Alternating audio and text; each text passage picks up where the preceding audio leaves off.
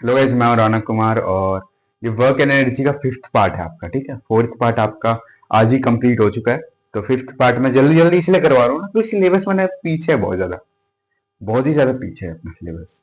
ठीक है, देखो, वर्क एंड एनर्जी में काइनेटिक एनर्जी और पोटेंशियल एनर्जी हमने लास्ट क्लास में बोला था कि डिस्कस करनी है। ठीक है, दो टाइप के एनर्जी होते हैं, पोटेंशियल एनर्जी और काइनेटिक एनर्जी। अब इनके बारे में हम डिटेल में आज डिस्कस करेंगे। काइनेटिक एनर्जी क्या कहता है? कहता ये है कि अगर जो मास है एक बॉडी का वो डबल हो जाए तो जो काइनेटिक एनर्जी है वो भी डबल हो जाएगा। ठीक है, और जो मास है बॉडी का वो हाफ हो जाए तो उसका काइनेटिक एनर्जी भी हाफ हो जाएगा। It is also half. मतलब एक चीज अगर जितना होगा, एक चीज बढ़ेगा तो दूसरा चीज भी बढ़ेगा, एक चीज बढ़ेगा तो दूसरा चीज घटेगा।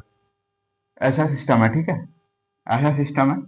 बोला क्या है कि अगर जो उसका जो मास है बॉडी का वो अगर मतलब इंक्रीज होगा, ठीक है, मतलब वो जो एनर्जी है वो डबल होगा तो उसका जो मास है बॉडी का वो हाफ होगा।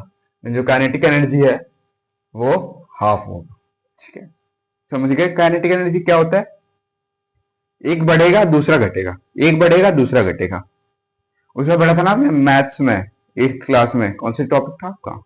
इनवर्स प्रोपोर्शन ऐसे कुछ था, डायरेक्ट एंड इनवर्स प्रोपोर्शन वैसे ही था।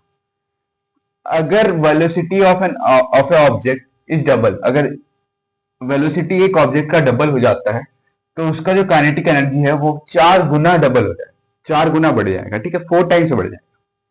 ठीक है, अगर जो वेलोसिटी है एक ऑब्जेक्ट का वो हाफ हो जाएगा, मतलब वो हाफ हो जाएगा, तब उसका जो काइनेटिक एनर्जी है वो 1/4 हो जाएगा।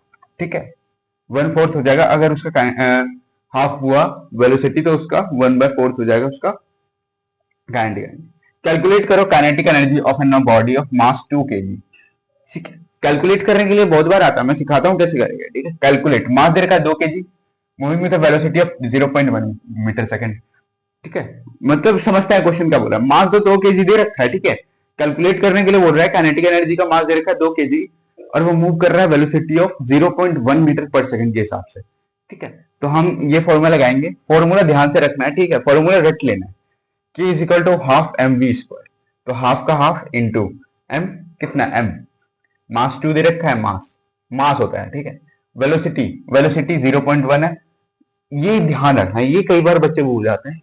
स्क्वायर ऊपर दे रखा है। देखो मेरे से भी गलती बहुत बार हुई है। मैं क्या करता था, मैं ऊपर वाले ध्यान नहीं दे रहा था। मतलब मैं, मेरा आंसर सही है, मतलब मेरा आंसर गलत था।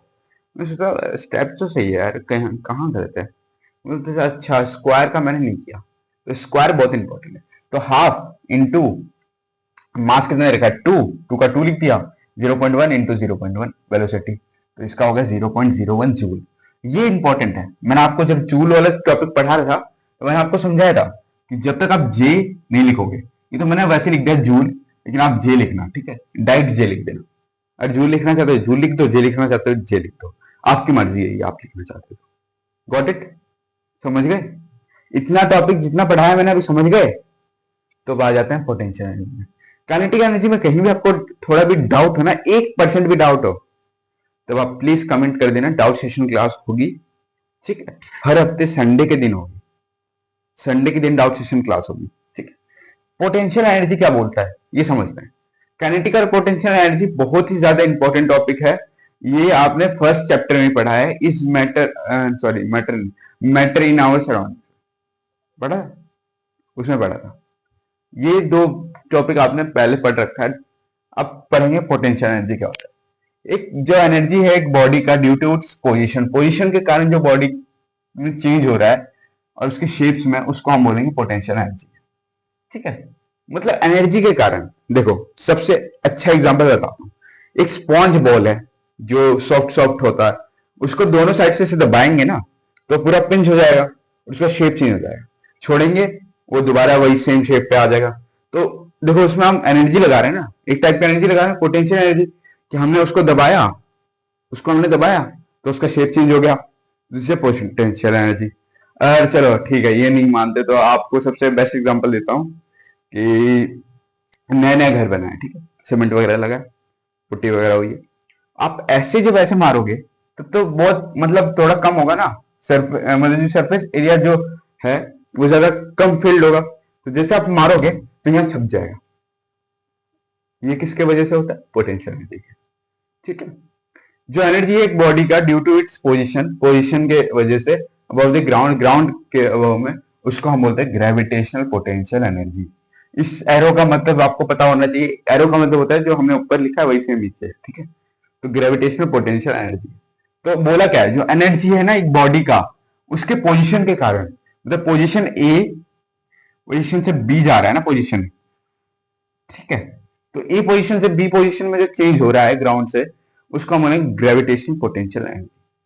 थर्ड पॉइंट बोला जो एनर्जी एक बॉडी का due to change in it shapes, उसके शेप चेंज करने की वजह से, शेप और साइज, उसको हम बोलेंगे इलास्टिक पोटेंशियल एनर्जी। इलास्टिक आपने कई बार सुना होगा रबर बैंड को, जब हम खींचते हैं ना, तो देखो रबर बैंड, चलो आपको सबसे ड्रॉ करके दिखाता हूं। ये रबर बैंड है, आप इधर से ऐसे खींचोगे, ऐसे आप खींच रहे हो रबर बैंड को, तो ये तो पूरा स्ट्रेच हो जाएगा ना, क्या होगा? स्ट्रेच हो जाएगा। अब आप वही छोड़ दोगे तो रबर के बैंड वही सेम शेप में आ जाएगा। तो ये टाइप का इलास्टिक पोटेंशियल है, हम इलास्टिक कर रहे हैं ना, तो this is elastic potential shape है।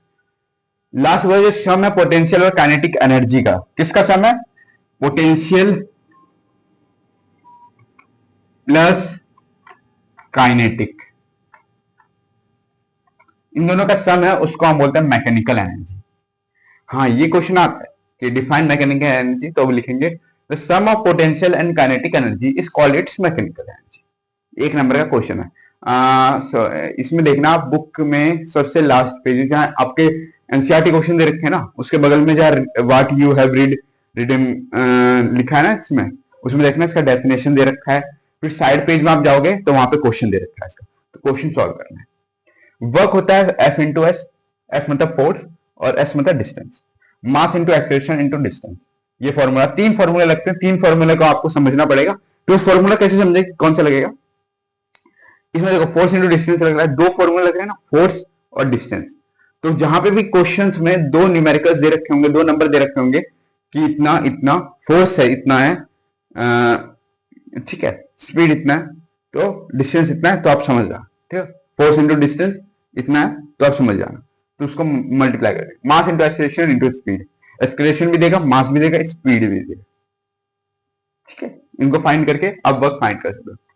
Mass into gravitation into height, ये भी आप करके आप फाइंड कर सकते हो, ठीक है। ये था आपका पूरा काइनेटिक और पोटेंशियल एनर्जी आज की क्लास में। ठीक है, 19 है ना, आज डेट 19 है। तो मिलते हैं आप नेक्स्ट क्लास में। Thank you, very nice day.